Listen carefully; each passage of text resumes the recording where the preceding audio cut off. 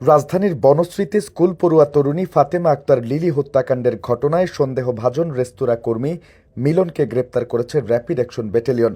প্রাথমিক জিজ্ঞাসাবাদে হত্যাকাণ্ডের স্বীকারোক্তির পাশাপাশি ওই তরুণীকে প্রেম প্রস্তাব দেওয়ার কথাও জানিয়েছেন তিনি।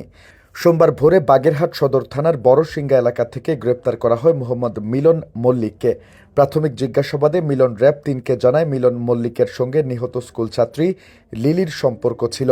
তবে এই সম্পর্কের সুবাদে সে বিভিন্ন সময় আকার ইঙ্গিতে লিলির কাছে প্রেমের বহিঃপ্রকাশ করত এবং লিলির পরিবার বাসা থেকে গ্রামের বাড়িতে গেলে মিলন লিলিকে নিয়ে পালিয়ে যাবে বলে তাকে জানায়।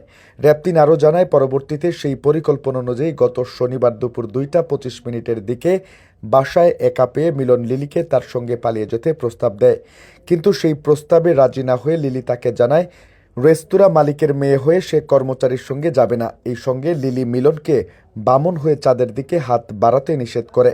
পরে এক পর্যায়ে নিজের এমন অনৈতিক প্রস্তাবে সহযোগিতা না করার কারণে এই হত্যাকাণ্ড ঘটায় মিলন। এই নৃশংস হত্যাকাণ্ডের সত্যতা উদ্ঘাটনে আরও জিজ্ঞাসাবাদ করা হবে বলে জানিয়েছে র্যাব।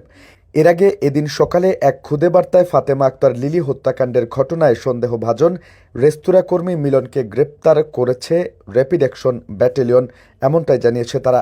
গত শনিবার বিকেলে খবর পেয়ে দক্ষিণ বনশ্রী মেইন রোডের এল ব্লকের 2/1 নং রোডের প্রীতম ভিলা নামে বাসা থেকে ফাতেমা আক্তার লিলির লাশ উদ্ধার করে পুলিশ।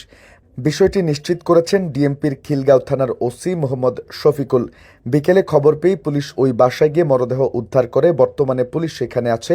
প্রাথমিকভাবে ধারণা করা হচ্ছে এটি হত্যাকাণ্ড, এমনটি আরও নিশ্চিত করে পুলিশ। ওসি বলেন, দুপুর 1:30 থেকে বিকেল 3:30টার মধ্যে যে কোনো সময় ওই তরুণীকে হত্যা করা হতে পারে। ফাতেমা আক্তার বনশ্রীর রেডিয়েন্ট স্কুল অ্যান্ড কলেজের 10ম শ্রেণীর শিক্ষার্থী। বাবা মা, ভাই ও বোনের সঙ্গে ওই বাসায় থাকত সে। তাদের গ্রামের বাড়ি হবিগঞ্জের লাখাইয়ে। তার বাবা সজীব মিয়া বনশ্রীতে একটি রেস্তোরাঁ পরিচালনা করেন।